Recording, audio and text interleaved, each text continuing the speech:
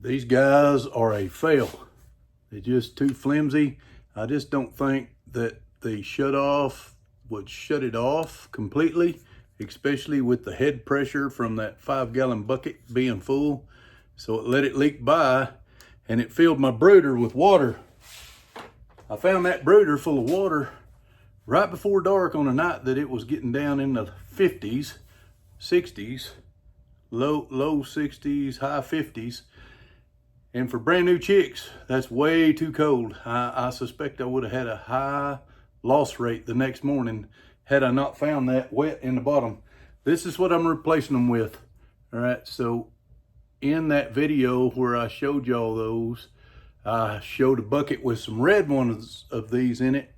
These are a little bit different because the shank is bigger on these than the red ones. And I needed that bigger shank to replace where these are. Those red ones didn't need as big a hole. But they're real simple to put in. They gave me a tool that goes in my drill. You slide that on there. This goes in the drill. That slides in. Go through the bucket and tighten the wing nut. Now these wing nuts don't look much different, but you can tell if you feel them, they're way more solid. This little nipple waterer, of course that beak goes on the bottom to help. This thing weighs more than this. You can feel the quality difference just by holding it. So I'm gonna get these put in the bucket and I'll be right back with you. All right, I got these dudes put together. There's 5 nipples on each one. And we're just leak testing them right now. I got both buckets, just so you can tell there's really water in there. Got both buckets full of water, pretty much full. We're gonna let them sit about 5 minutes and we'll come back and check them. It has been a little over 5 minutes and there is not one drop of water underneath any of these 10 nipples that I've put in. So I'm satisfied they don't leak. You can see there's floaties on top of the water in both of them. I'm gonna get all that cleaned up and we'll get them filled up and in the chicken brooders. I hope y'all can hear me. These guys passed the leak test and you can tell that this one here, the nipples are a little lower to the ground. That's the first bucket that I drilled the wrong height on those cups. But we got to get them ready for the chicken brooder now and the chicks. But I'm gonna put a little apple cider vinegar in there. You want to make sure it always says with the mother. That's the healthy stuff. That's the probiotics. It's good for the chicks' guts, just like it's good for us.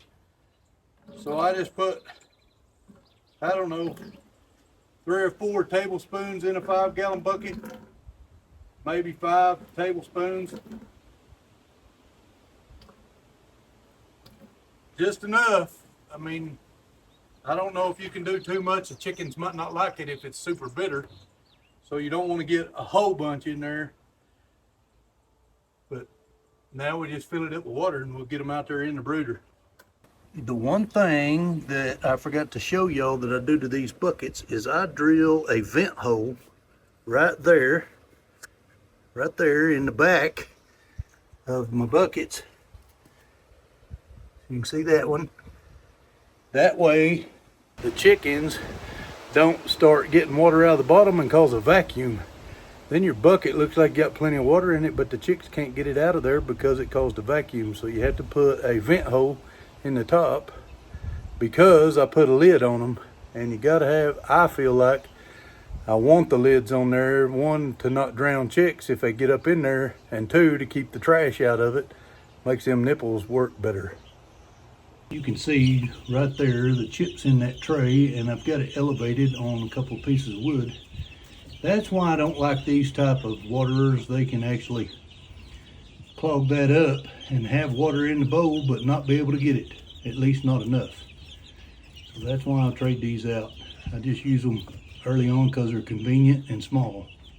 The last thing I like to do with these type of waterers is just give that a little flick, each one of those nipples, just to get a little water on that bottom beak, so to speak.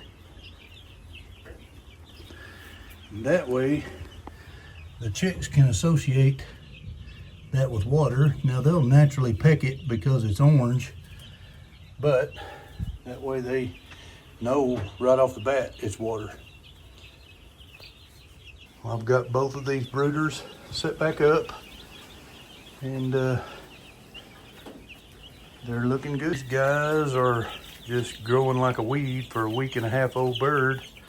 They're looking good, and see, they're already using that waterer. But they did have the older one with the red nipples. So now I've got my clear buckets where I can see how much water's in them. And fresh, untaintable. I won't say it's untaintable for sure, 100%, but fresh water that it's hard for them to taint.